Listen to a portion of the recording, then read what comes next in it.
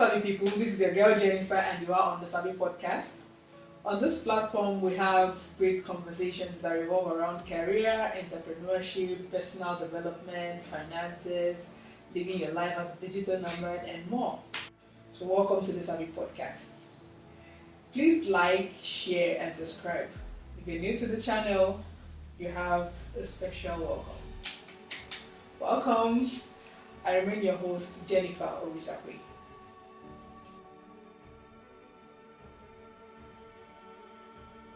On this particular episode, we have a great guest in the house, and who is a great photographer, a very creative one at that, and nobody but Akinola Adewumi. Woo! Thank you. Yes, so applause. Okay, so Akin is actually a Nigerian photographer and a cinematographer and a drone pilot. He has a long he has an experience of about 5 years across different photography and cinematography genres. And Akin, actually, who goes by the name Omoaqin as his business name, has had the opportunity to work with some very, very profound brands like Hilda Bassi, who have also, of course, completed the Cocathon for the Guinness World Records, Tom Tom, Mango, Zilia, and as well as worked for some great media houses here in Nigeria, such as Ultima Studios, Family Feud, and Lions Den, and the list is actually endless. I'm just trying to be quite modest with it. He has also had about 5,000 hours of quality videos as a cinematographer and director of photography and a drone pilot. Omoaqin has also been able to shoot, film, and document experiences ranging from music videos to short movies and documentaries. So Omoaqin, we have him here. Welcome to the Savvy Podcast. Thank you. Welcome to the Savvy Podcast. Thank you very much. All right. So I don't know how long this has taken, but I really wanted to sit down with you and have this conversation, get to understand you better, get to know you better, get to understand what your creative process is like. And well, today is the day. How did they sing? There's this song they say, today is the day, amen, the day of the Lord, amen. Yeah, today's the day. Finally, so we have Omoaqin here with us, and I really appreciate you making our time for this. Thank you. And just because we have some very young professionals and some very young people as well who might want to get into photography, or people who are even transitioning into photography, I think it's good that we're having this conversation so that it helps other people to know what steps to take if they intend to work within or to actually work in the path in which you are currently working in. So you have an enviable experience as a young person, and I would like to ask if you could share a little bit of insight as to how you are able to create a successful photography business and career while also staying true to your artistic self. I would like to start with, you have to actually have the passion for viewing things in different ways.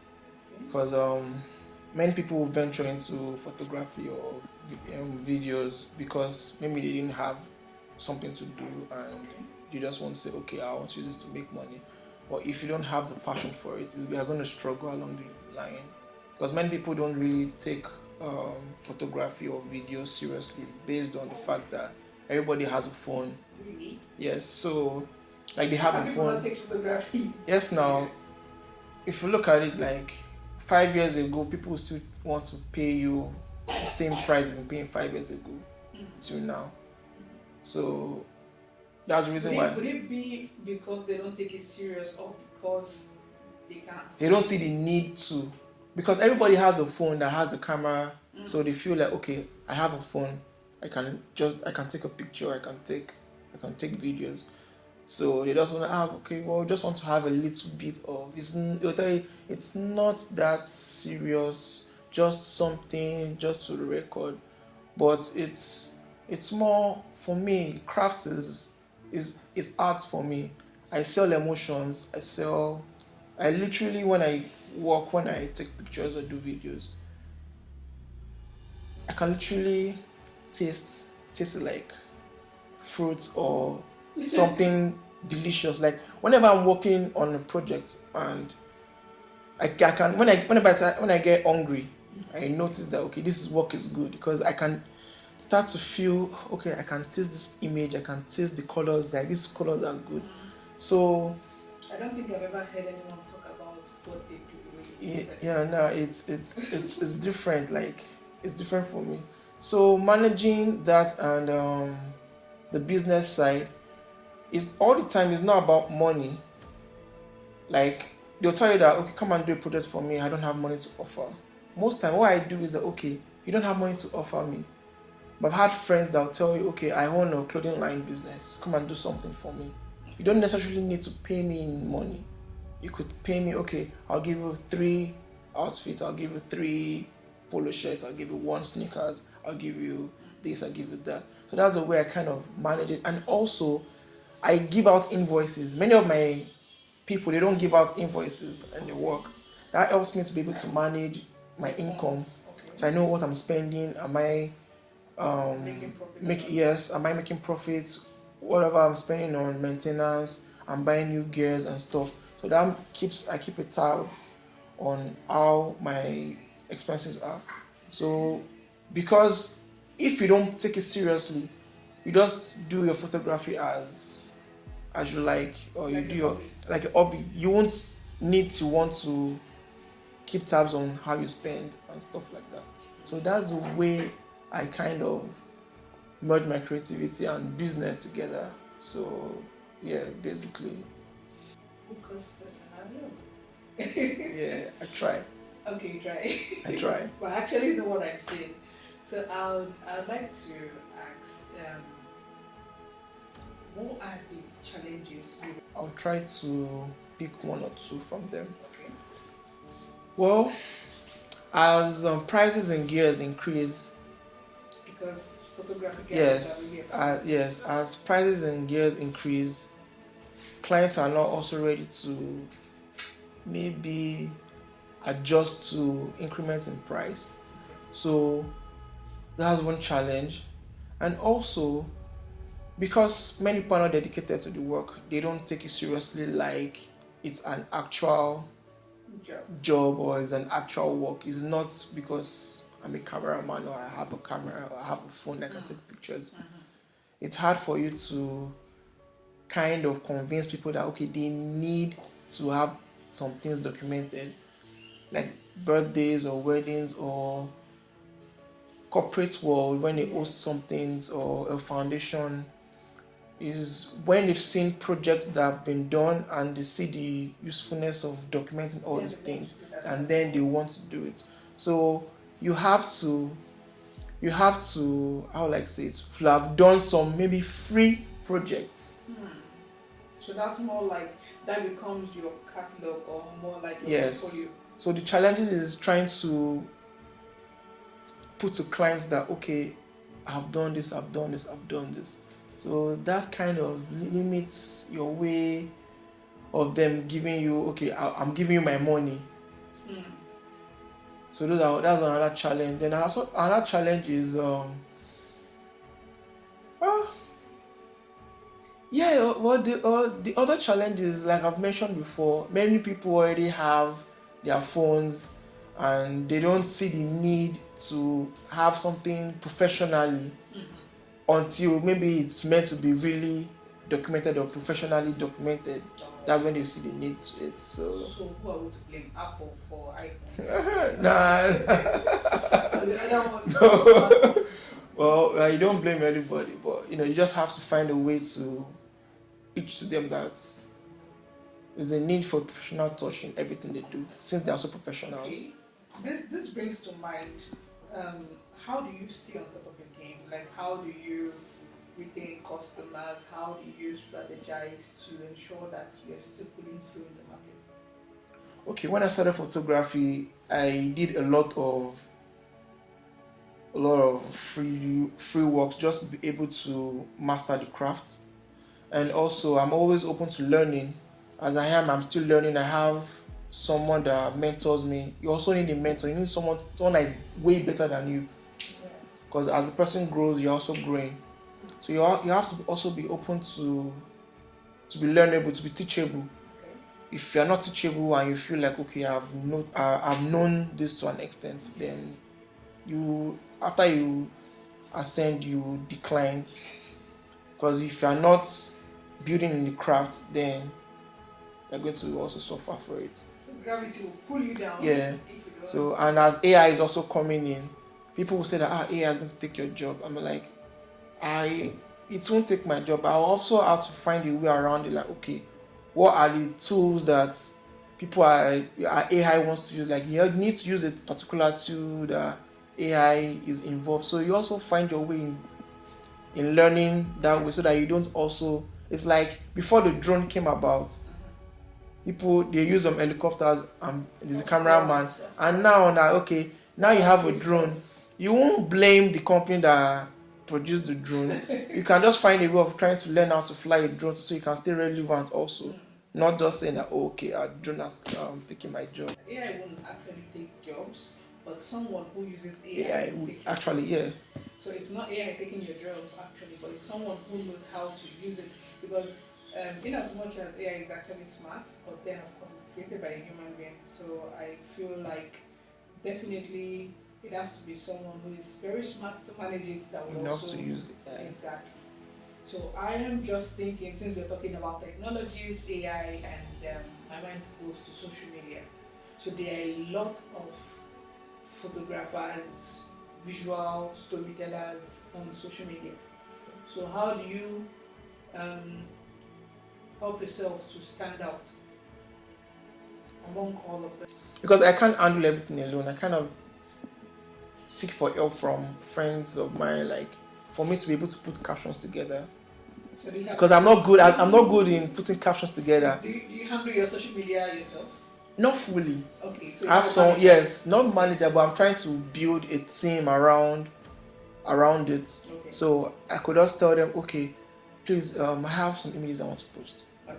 Can you find one of them is even around here, so one of them is here. Oh, so you kind of, okay, help me put something together. Okay. Then she sends to me, I read, I say, okay, that's nice, then I post. So I also have someone that also goes around to look at reels, because if I'm not posting, I should be able to make reels from what I already posted also. Of course. So I have someone that goes around. Yes, exactly.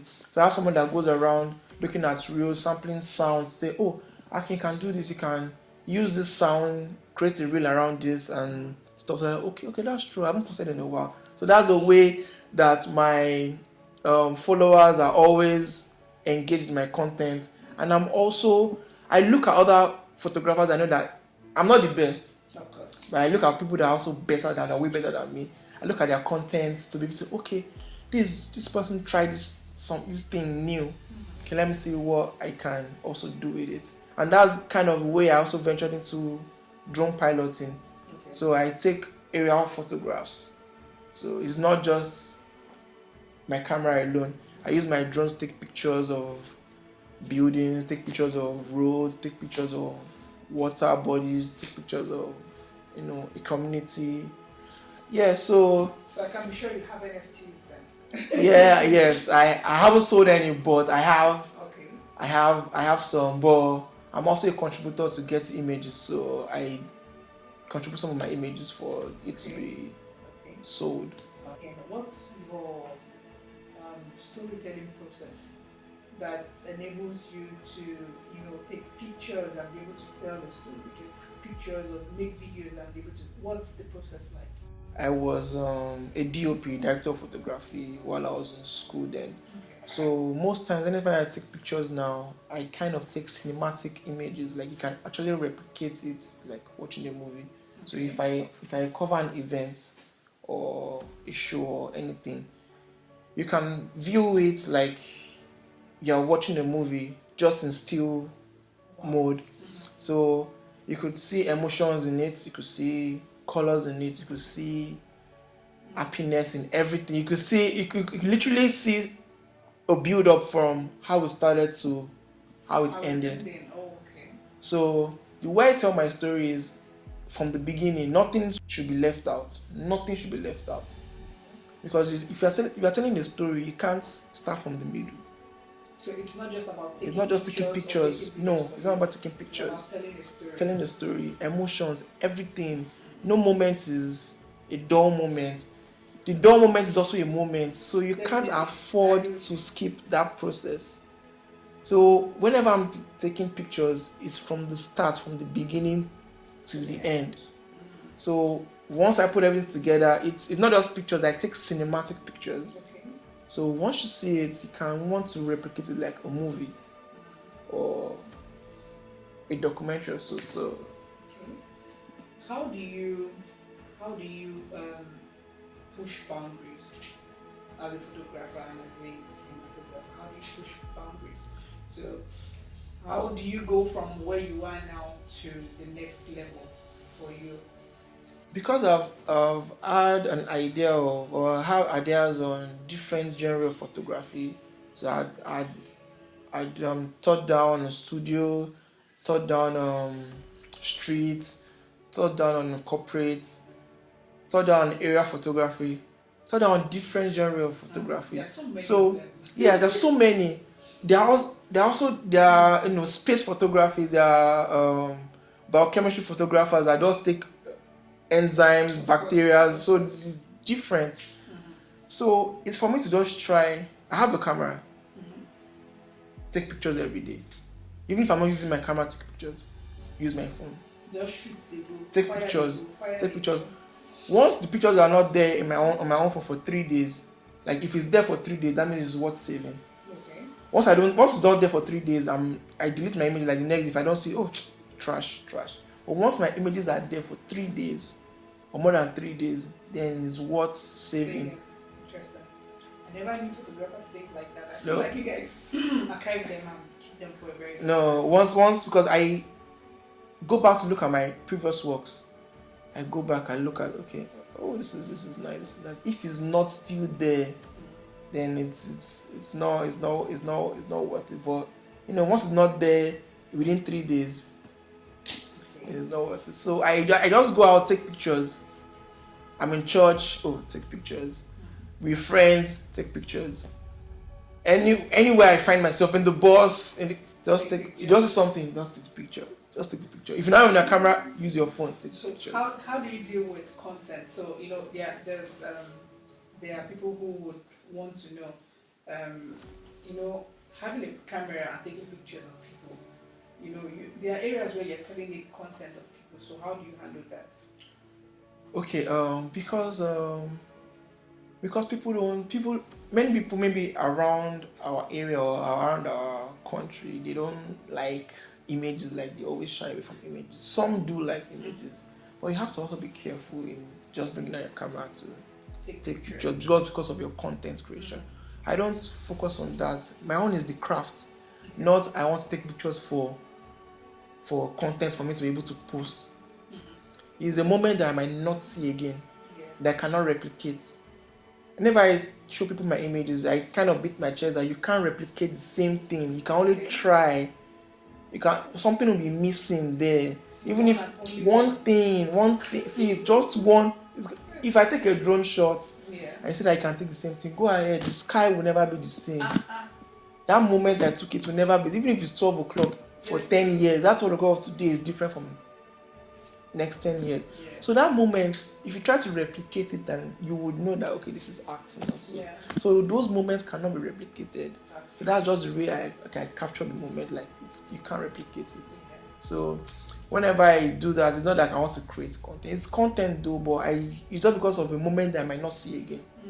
So have you taken those type of random pictures and someone says, "Hey, this guy, why did you take a picture of me?" and they fight you or quarrel with you?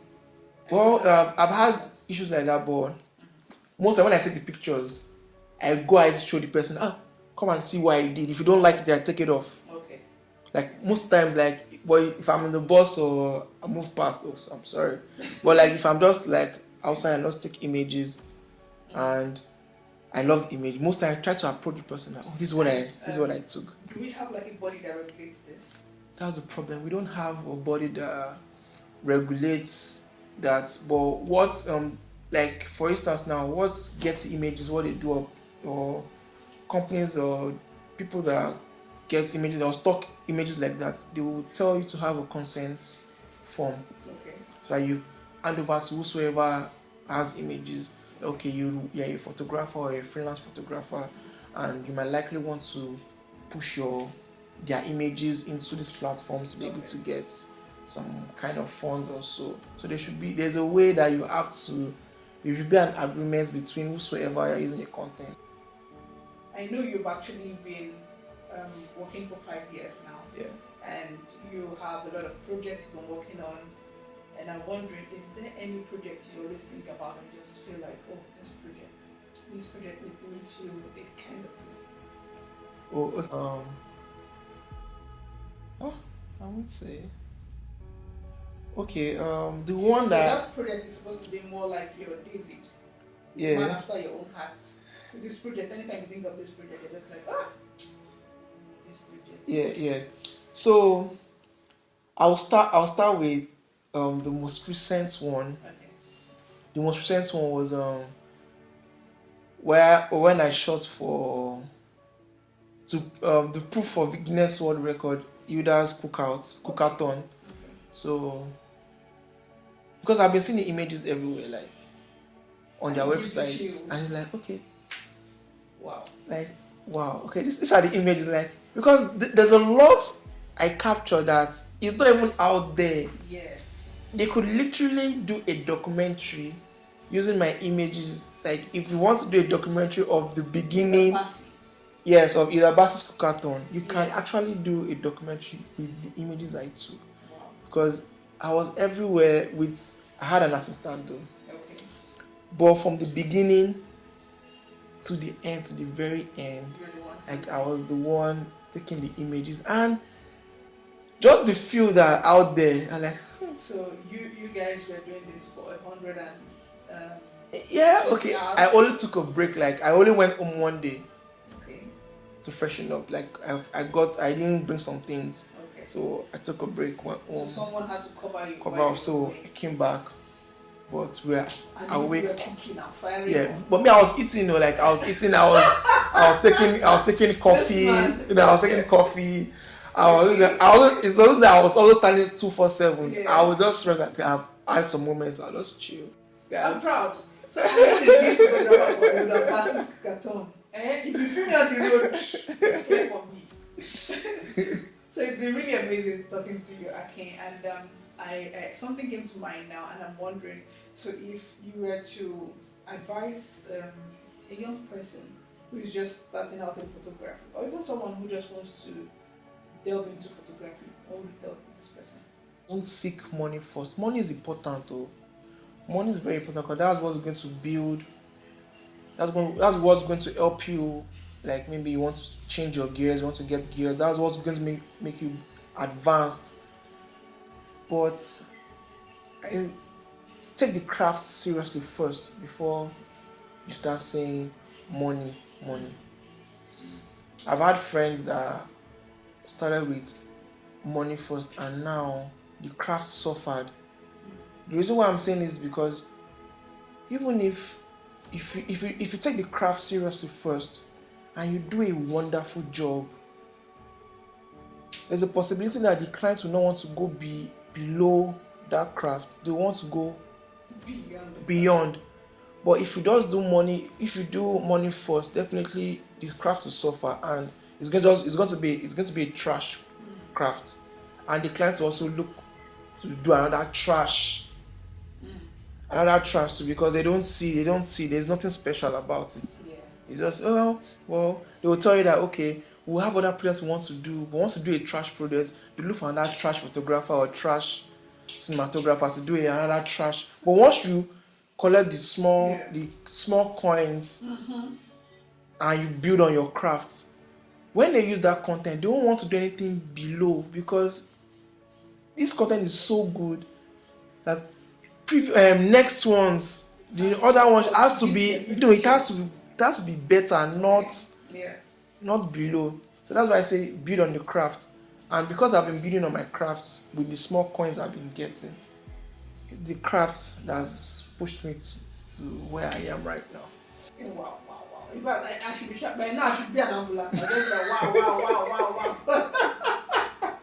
So it's been really amazing having Aki here in the house. Thank you for coming on the show. Thank you very much. And sharing this. And I hope that someone out there would actually listen to this and it will help them build their career in photography and cinematography as well. Thank you. So for our viewers, I hope you enjoyed this particular episode. Thank you so much, Aki, for coming on the show once again. I remain your host, Jennifer Orisakwe. Please like, share, and subscribe. Don't hold good things. Share it with your friends, your family members, everybody. Give it to them one by one, one by one. So I'll leave you here and I'll meet you on the next episode. And I sign out. Bye.